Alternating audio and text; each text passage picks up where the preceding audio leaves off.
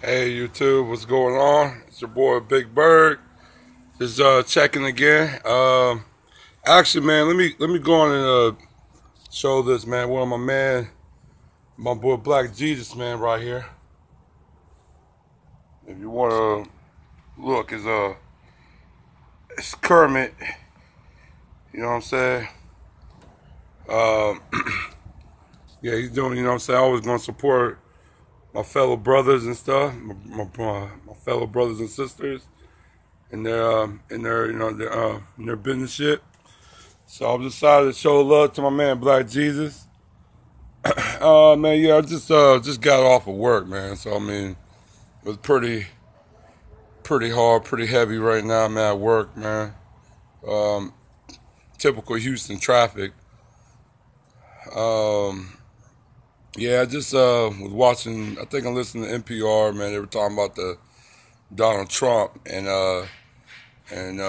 his stance on immigration. I mean, come on, man. He had to play the field. That's a political field right there. You know, you over there in Mexico, you can't. It's kind of hard to talk shit about Mexicans when you're in Mexico. So he had to straddle the fence on that one.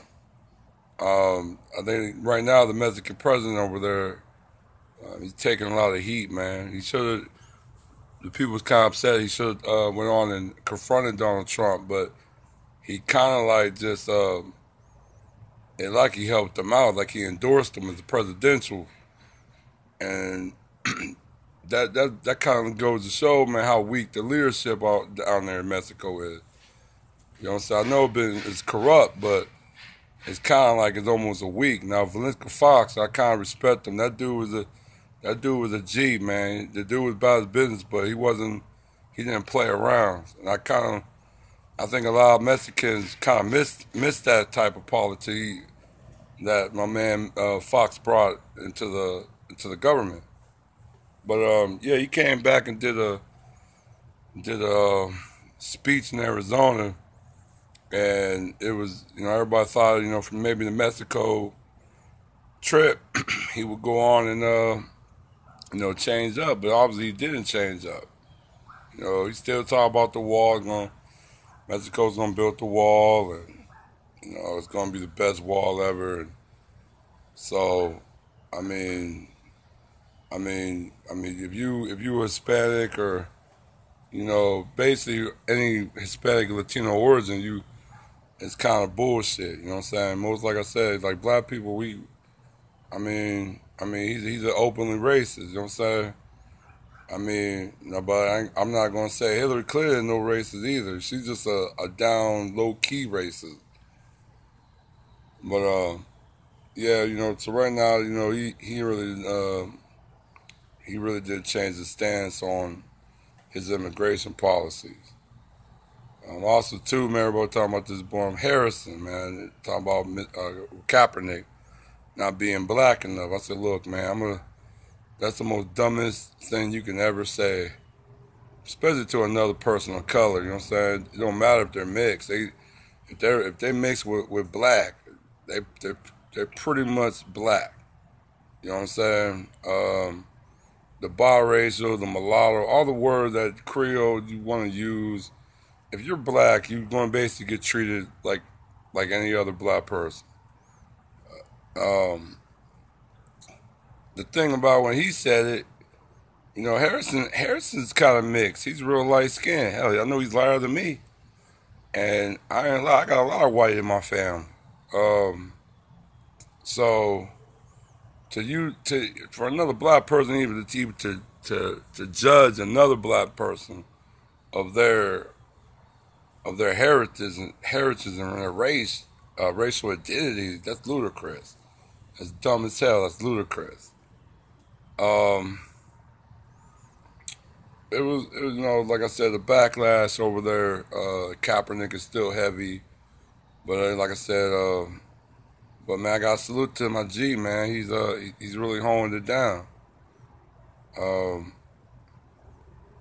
so like I said, I support him. I'm probably, like I said, I don't participate in the Pledge of Allegiance. I don't even participate in the anthem because I know of his origin. So Um, and that's pretty much what I feel. So definitely salute. Um, right now, everybody with time didn't really dominate the airway, but opened some eyeballs about this main governor. You know what I'm saying? Mr. Paul LePage, and yeah, man, it was actually it's ludicrous, man. He is a full fledged white supremacist, but he holds a public office, a governor, as a matter of fact, and you know he pretty much just kind of like he said it with pretty much with maybe a majority of suspected white supremacists and white supremacists probably said, you know, we are the enemy, and we have to shoot the enemy. So basically, he's giving green light to any police or vigilante or whatever person want to take the law in their own hands to go after people of color. So I mean, that's that. That's a dangerous man right there. And you know, I told a lot of people, man, this ain't gonna end because if Trump lose. You know, Trump already he sparked the culture that's gonna be brewing, maybe for the next 20 years, 30 years, 40 years, maybe 50 years, and you're gonna have some radical people run for local offices and even try to maintain state offices and win, and that could be a huge problem. You know what I'm saying? You know, that's how pretty much how civil wars get started. When you got certain fractions, they take a little bit of power and they get a little bit more power, and they almost decide on their own, like we're calling the shots. That's pretty much how it's going to be. Uh, so I mean, I tell a lot of people, I say, yo, look, man, it's only going to get worse before it gets better. Um, like I said, I mean, like I said, I mean, it's going to get a whole lot worse. I mean, you just got, and I think he came out, I think yesterday or 2 days ago about he going maybe retire, I mean resign from his office, but I'll play the ear for that. Because this ain't the first time he said racially charged accusations. So and he really, I mean, yeah, he didn't really get called out or get penalized for it. So to me, if anything, you know, he might get a slap in the wrist. They might ask him to resign. You know what I'm saying? But the damage already been done. You know what I'm saying? Let you know, like, you got a lot of white supremacists here, suspected white supremacists. They're gonna look after their own. You know what I'm saying? Um, like I said, you don't see too many white people get shot by the cops. You know what I'm saying? If they get shot by the cops, it's last resort. Pretty much, you know, black people, we get the brunt of everything. And I know a lot of people have to think about it. But yeah, man, it's a lot of things going on. I know. And before I definitely leave, I know the EU shut down that trade deal with America. But I think the TPP deal is already ratified. But the United States have to pass it. They have to say yes. Everybody say yes to it. So it's going to be pretty big in the next year or so. What's going to go on? Because you know, like I said, EU, they kind of shut that down. They looked at the policy, they looked at the regulations. They didn't like it one bit. They shut it down.